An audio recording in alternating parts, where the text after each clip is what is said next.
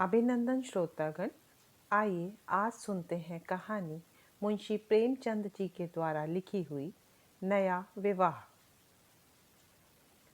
हमारी देह पुरानी है, लेकिन इसमें सदैव नया रक्त दौड़ता रहता है। नए रक्त के प्रवाह पर ही हमारे जीवन का आधार है। पृथ्वी की इस चिंतन व्यवस्था में यह नयापन अपने एक एक अणु में, एक एक कण में, तार में बसे हुए स्वरों की भांति गूंजता रहता है। और यह 100 साल की बुढ़िया आज भी नवेली दुल्हन बनी हुई है। जब से लाला डंगामल ने नया विवाह किया है, उनका यौवन नए सिरे से जाग उठा है। जब पहली स्त्री जीवित थी, तब वे घर में बहुत कम रहते थे। प्रातः से 10-11 बजे तक तो पूजा पाठ ही करते रहते थे। फिर भोजन करके दुकान चले जाते। वहां से 1 बजे रात लौटते और थके मांदे सो जाते। यदि लीला कभी कहती जरा सवेरे आ जाया करो, तो बिगड़ जाते और कहते, तुम्हारे लिए क्या दुकान छोड़ दूं या रोजगार बंद कर दूं। यह वह जमाना नहीं है कि एक लोटा जल चढ़ाकर लक्ष्मी प्रसन्न कर ली जाए। आज उनकी चौखट पर माथा रगड़ना पड़ता है, तब भी उनका मुंह सीधा नहीं होता। लीला बेचारी चुप हो जाती। अभी 6 महीने की बात है, लीला को ज्वर चढ़ा हुआ था। लाला जी दुकान जाने लगे, तब उसने डरते डरते कहा, देखो जी, मेरा जी आज कुछ अच्छा नहीं है, जरा सवेरे आ जाना। डंगामल ने पगड़ी उतारकर खूंटी पर लटका दी और बोले, मेरे बैठे रहने से तुम्हारा जी अच्छा हो जाए तो मैं दुकान ना जाऊंगा। लीला हताश होकर बोली, मैं दुकान जाने को तो मना नहीं करती, केवल जरा सवेरे आने को कहती हूँ। तो क्या दुकान पर बैठा मौज किया करता हूँ? लीला इसका क्या जवाब देती। पति का यह स्नेहहीन व्यवहार उसके लिए कोई नई बात न थी। इधर कई सालों से उसे इसका कठोर अनुभव हो रहा था कि उसकी इस घर में कोई कद्र नहीं है। वह अक्सर इस समस्या पर विचार भी किया करती, पर वह अपना कोई अपराध ना पाती।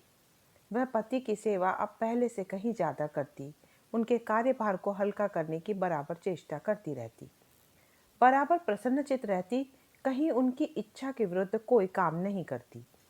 अगर उसकी जवानी ढल चुकी थी, तो इसमें उसका क्या अपराध था? किसकी जवानी सदैव स्थिर रहती है? अगर अब उसका स्वास्थ्य उतना अच्छा ना था, तो इसमें उसका क्या दोष? उसे बेकसूर क्यों दंड दिया जाता है? उचित तो यह था कि 25 साल का सहचर्य अब एक गहरी मानसिक और आत्मिक अनुरूपता का रूप धारण कर लेता, जो दोष को भी गुण बना लेता है, जो पके फल की तरह ज्यादा रसीला, ज्यादा मीठा, ज्यादा सुंदर हो जाता है। लेकिन लाला जी का वणिक हृदय हर एक पदार्थ को वाणिज्य के तराजू में तौलता था। बूढ़ी गाय जब दूध न दे सकती है, न बच्चे, तब उसके लिए गौशाला ही सबसे अच्छी जगह है। उनके विचार में लीला के लिए इतना काफी था कि घर की मालकिन बनी रहे, आराम से खाए और पड़ी रहे। उसे अख्तियार है, चाहे जितने जेवर मनवाए, चाहे जितना स्नान व पूजा करे, केवल उनसे दूर रहे।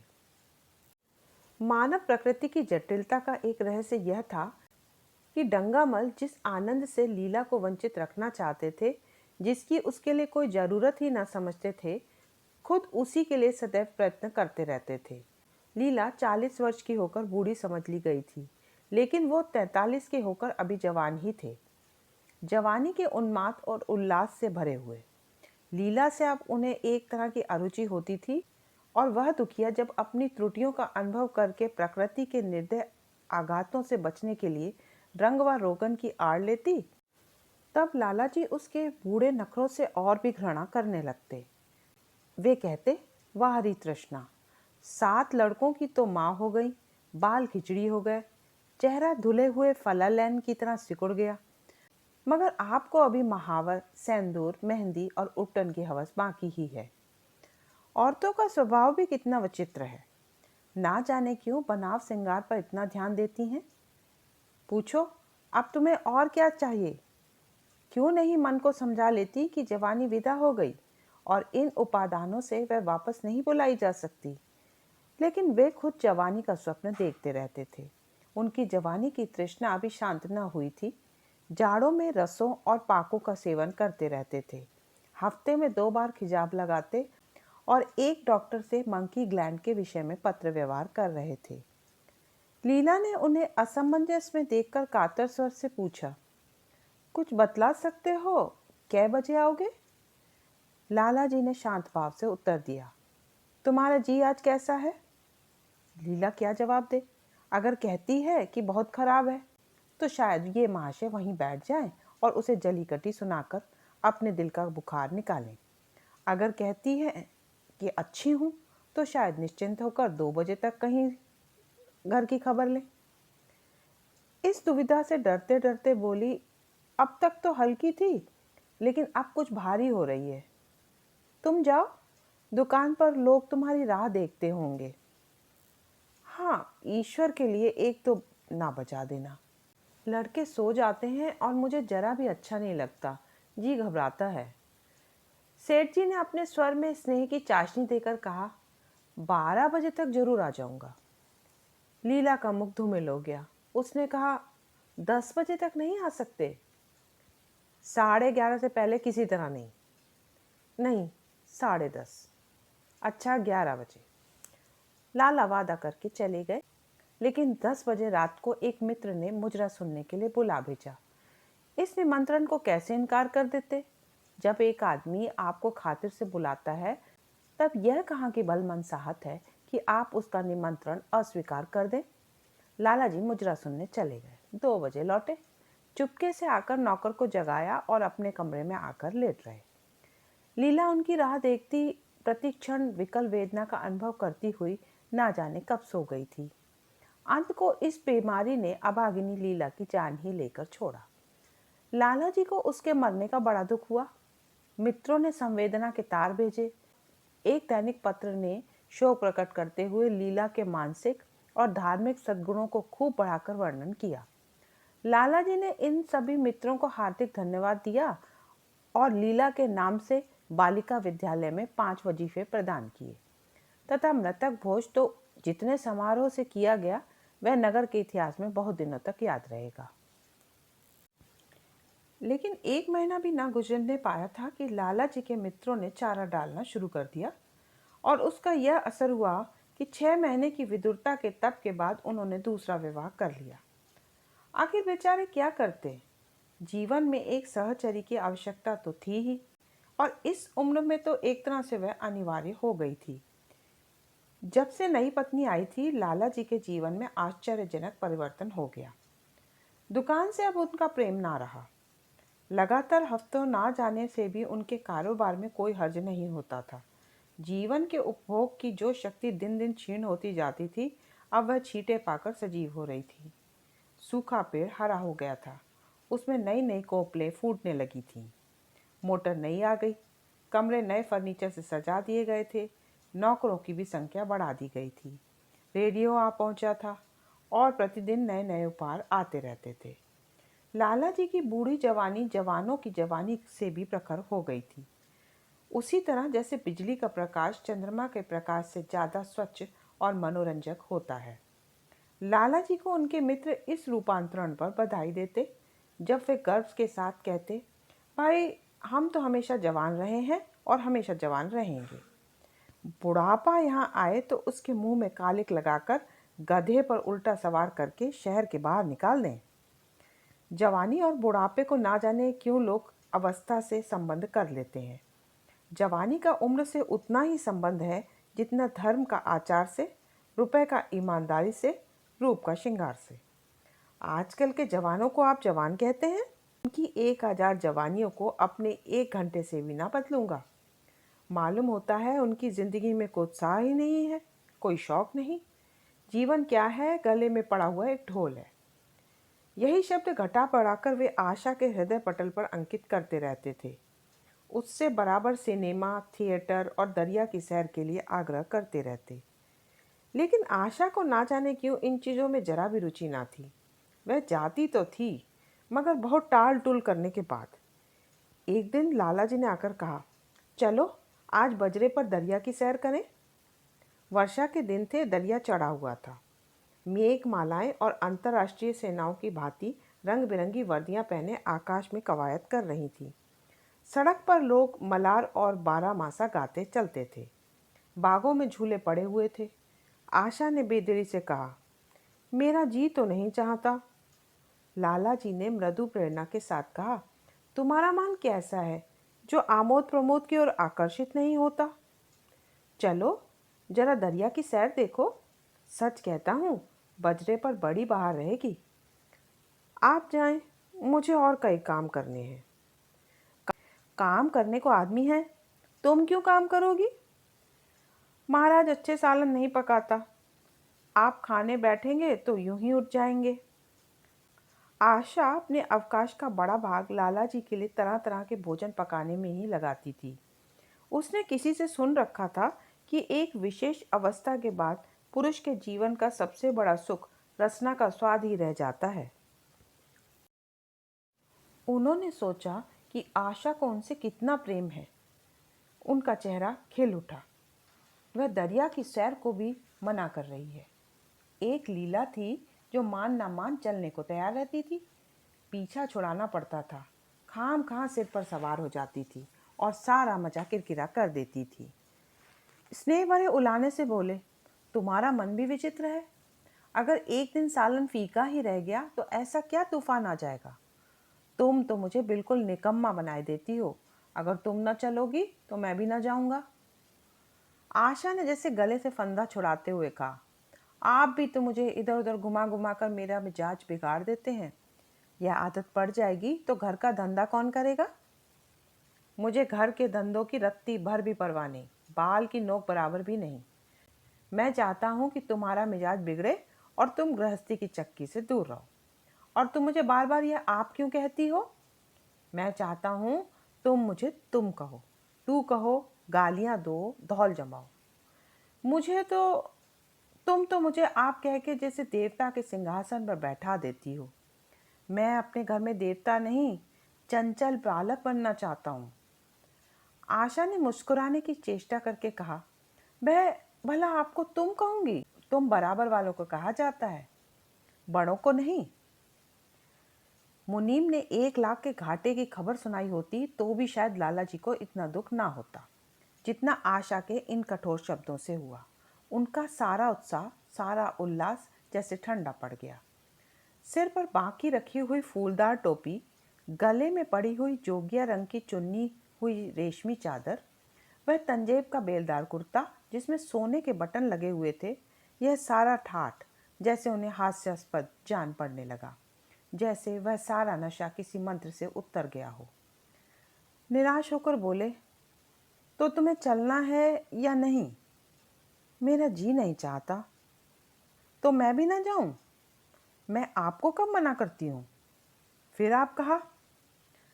आशा ने जैसे भीतर से जोर लगाकर कहा, तुम, और उसका मुखमंडल लज्जा से आरक्त हो गया। हाँ, इसी तरह तुम कहा करो। तो तुम नहीं चल रही हो?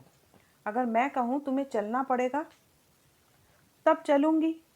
आपकी आज्ञा मानना मेरा धर्म है। लाला जी आज्ञा न दे सके। आज्ञा और धर्म जैसे शब्द उनके कानों में चुभने से लगे। खिसियाए हुए बाहर को चल पड़े। उस वक्त आशा को उन पर दया आ गई। बोली, तो कब तक लौटोगे? मैं नहीं जा रहा हूँ।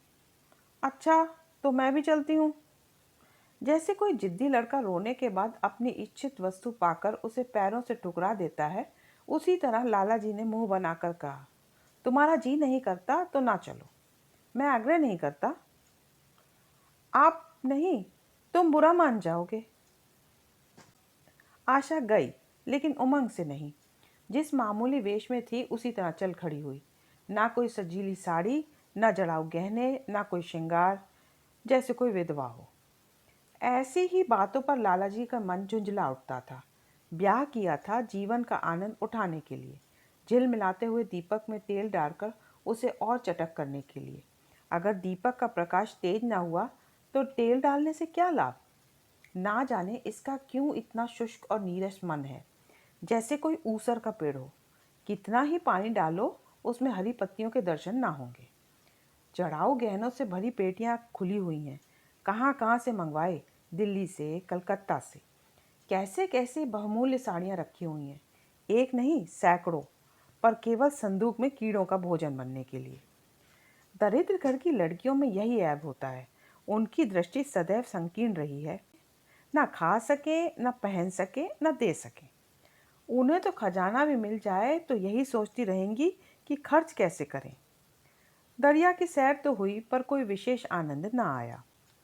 कई महीनों तक आशा की मनोवृत्तियों को जगाने का असफल प्रयास करके लाला जी ने समझ लिया इसकी पैदाइश ही मुहर्रमी है, लेकिन फिर भी निराश न हुए। ऐसे व्यापार में एक बड़ी रकम लगाने के बाद वे उसमें अधिक से अधिक लाभ उठाने की बड़ी प्रवृत्ति को कैसे त्याग देते। विनोद की नई नई योजनाएं पैदा की जाती।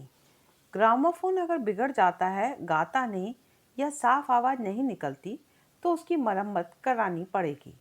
उसे उठाकर रख देना तो मूर्खता है। इधर बूढ़ा महाराज एकाएक बीमार होकर घर चला गया था और उसकी जगह उसका 17-18 साल का जवान लड़का आ गया था, जो कुछ अजीब गवार था, बिल्कुल झंगड़ उजट। कोई बात ही ना समझता था। जितने फुलके बनाता उतनी तरह के। हाँ, एक बात समान होती, सब बीच में मोटे होते, किनारे पतले। दाल कभी तो इतनी पतली जैसे चाय, कभी इतनी गाढ़ी जैसे दही। नमक कभी इतना कम कि बिल्कुल फीकी, कभी इतना तेज कि नींबू का शौकीन।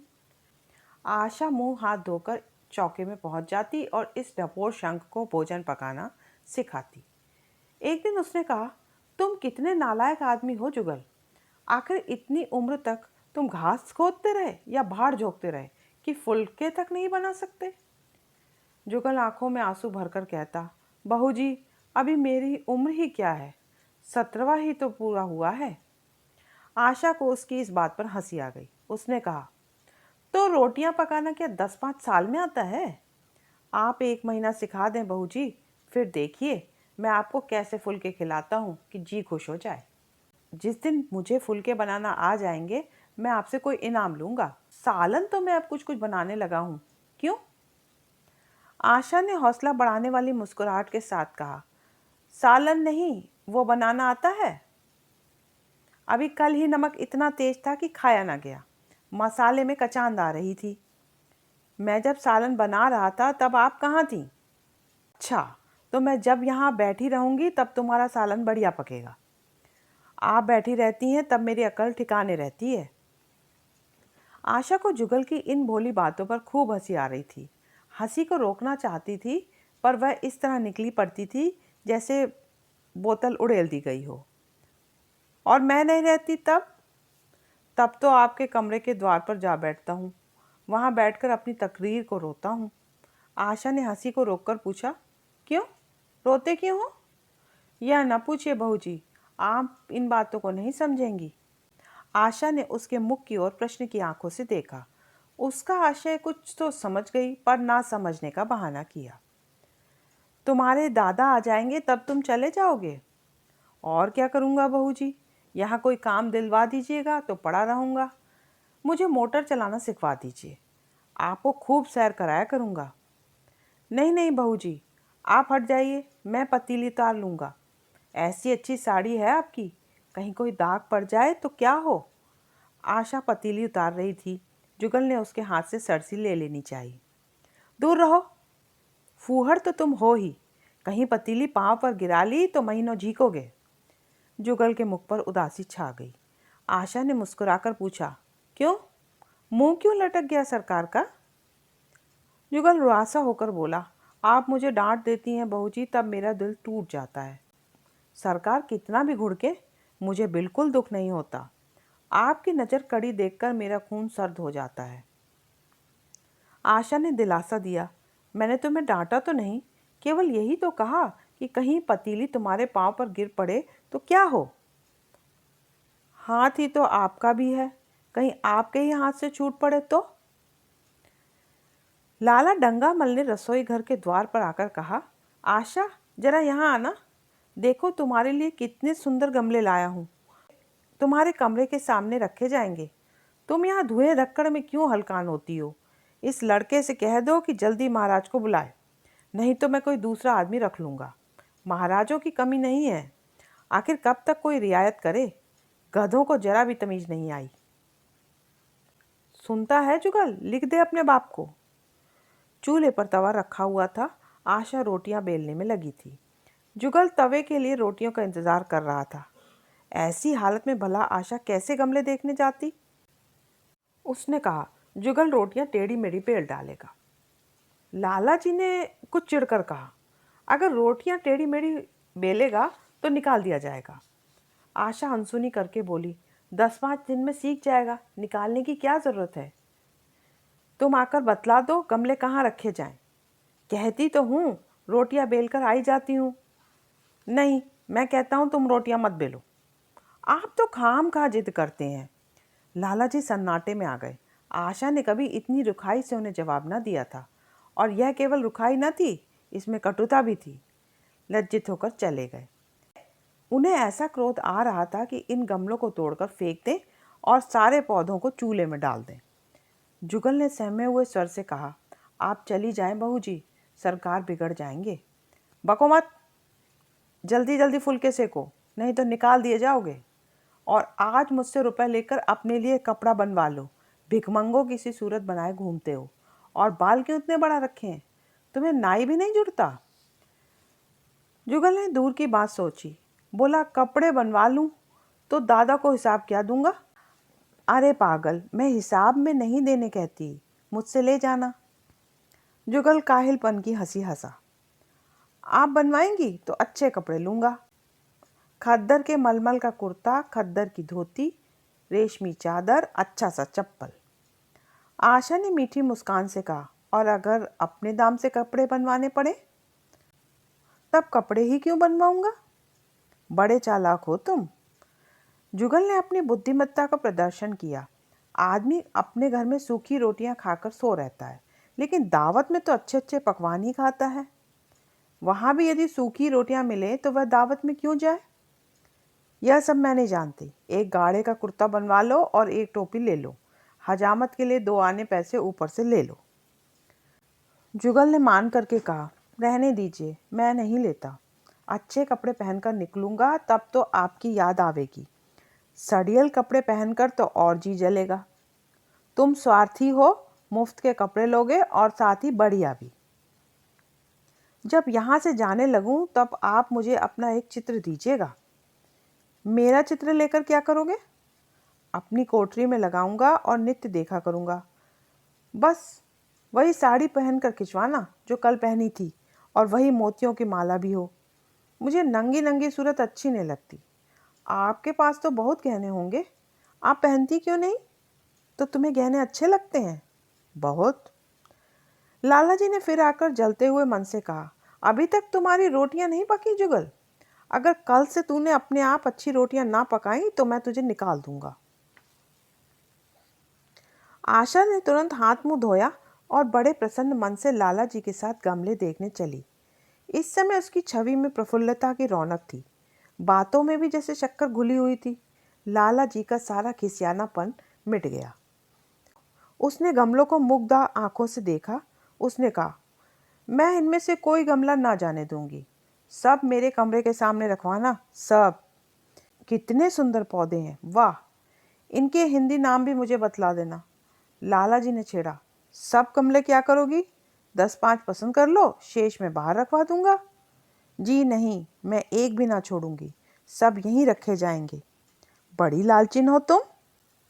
लालचिन ही सही, मैं आपको एक भी ना दूंगी, 2-4 तो दे दो, इतनी मेहनत से लाया हूं। जी नहीं, इसमें से एक भी ना मिलेगा।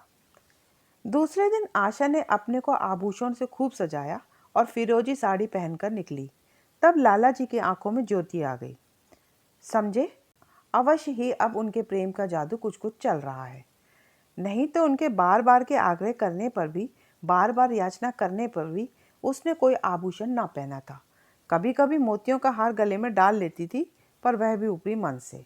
आज वह आभूषणों से अलंकृत होकर फूल ही नहीं समाती, इतराई जाती है, मानो कहती हो, देखो मैं कितनी सुंदर हूँ।